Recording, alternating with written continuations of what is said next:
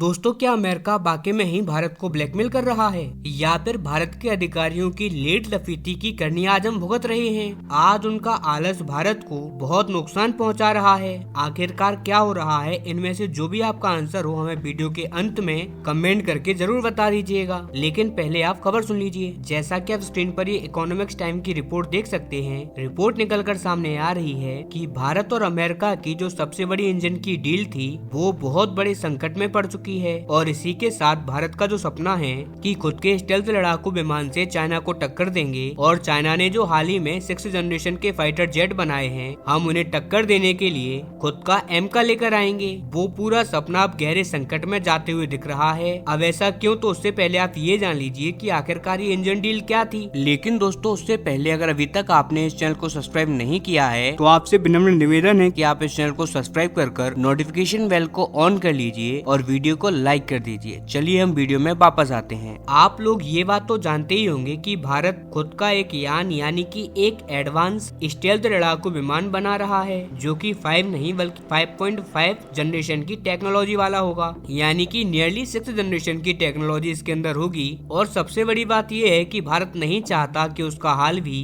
China के stealth लड़ाकू विमानों की तरह हो जाए, क्योंकि आप इतिहास उठाकर देख लीजिए, चाइना ने आज तक खुद के जितने भी लड़ाकू विमान बनाए हैं, फिर चाहे वो स्टेल्थ हो या नॉन स्टेल्थ हो, उन सभी में मात्र एक ही कमी आई है, इंजन की कमी। इंजन ओवरहीट होते हैं, उनके इंजन धुआं फेंकते हैं, इंजन प्रॉपर्ली पावर नहीं दे पाते लड़ाकू विमानों को, और इसी वजह से इनके लगभग सारे लड़ाकू विमान फेल हैं। यहाँ तक कि जो 6th जनरेशन के हाल ही में लड़ाकू विमान इन्होंने देखे चाइना के, पूरी दुनिया को उन पर शक क्यों है, क्यों उन लड़ाकू विमानों पर प्रॉपर्ली दुनिया आज भी विश्वास नहीं कर पा रही? उसका कारण है कि चाइना ने पूरी तरीके से उसको एक्सपोज नहीं, उसका कारण है कि दुनिया को चाइना ने आज तक इंजन के स्पेक्स नहीं बताए, और इंजन ही एकमात्र ऐसा मुद्दा है जहां पर चीन आकर मार खा जाता है। आज तक भी चाइना अपना खुद का एक ढंग का इंजन नहीं बना पाया। लेकिन भारत नहीं चाहता कि हमारे एमका का भी ऐसा ही हाल हो जाए, और इसी वजह से अब हम अमेरिका की मदद ले रहे हैं। अमेरिका का एक जो F414 इंजन है, जो कि एक बहुत शक्तिशाली इंजन है,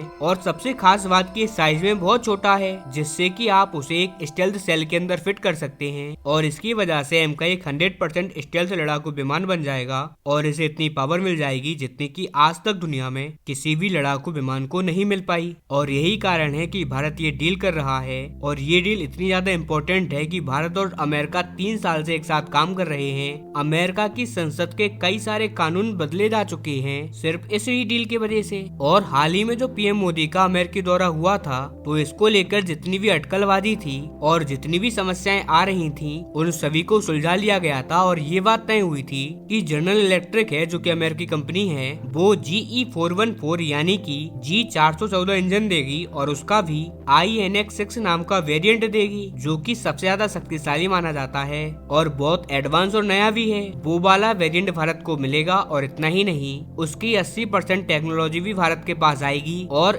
ये पूरा इंजन भारत के अंदर ही मैन्युफैक्चर होगा, भारत के अंदर ही इनकी प्रोडक्शन होगी। तो खैर, इसको लेकर लगभग हर बात तय हो गई थी, और रिपोर्ट्स आ रही थी कि अगली बार पीएम मोदी अमेरिका जाते हैं या फिर अमेरिका का कोई भी राष्ट्रपति भारत आता है, तब इस डील को ऑफिशियल कर दिया जाएगा। लेकिन जैसा कि आपने देखा, इकोनॉमिक्स टाइम की रिपोर्ट है कि इस इंजन पर, इस पूरी डील पर अब खतरे के बादल मंडरा रहे हैं, क्योंकि जनरल इलेक्ट्रॉनिक्स का कहना है कि आपकी जो रिक्वायरमेंट है कि आपको मैन्युफैक्चर भी भारत में करना है और 80% टेक्नोलॉजी भी लेनी है, इन सबको पूरा करने के लिए आपको अतिरिक्त $1 बिलियन और देने होंगे, यानी कि करीबन 8,000 करोड़ रुपए, क्योंकि भारत में इसकी जो प्रोडक्शन लाइन है, यानी कि जो इसके लिए फैक्ट्री सेटअप करनी पड़ेगी, उसमें हमें अतिरिक्त खर्चा आ रहा है। और जब उनसे पूछा गया कि यार 1.5-2 साल पहले तो आपने ऐसा कुछ नहीं कहा था, अब एकदम से ज्यादा पैसा क्यों मांग रहे हो, तो ऐसे में उन्होंने कहा कि यार आपने भी तो 1.5-2 साल ये डील लेट कर दी है, और इसी वजह से अब आपको एक्स्ट्रा पैसे देने होंगे। और ये बात तो आपने देखी होगी,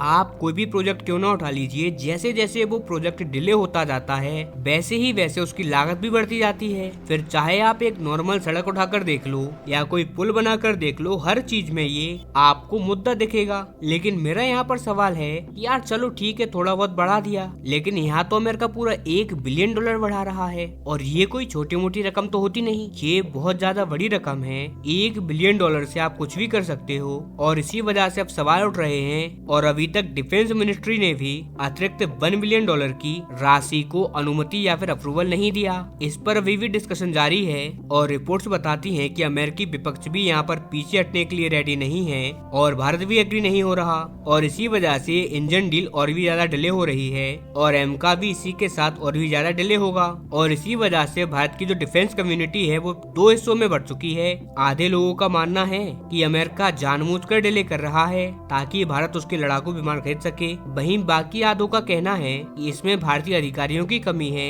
जिन्होंने इस इंजन की डील को डिले कर दिया और इसी वजह से इसकी कॉस्ट लगातार बढ़ती जा रही है। हालांकि आप कमेंट करके बताइए आपका यहाँ पर क्या पक्ष है, जो भी हो खुलकर बताइएगा। साथ ही इस चैनल को सब्सक्राइब करना ना भूलें।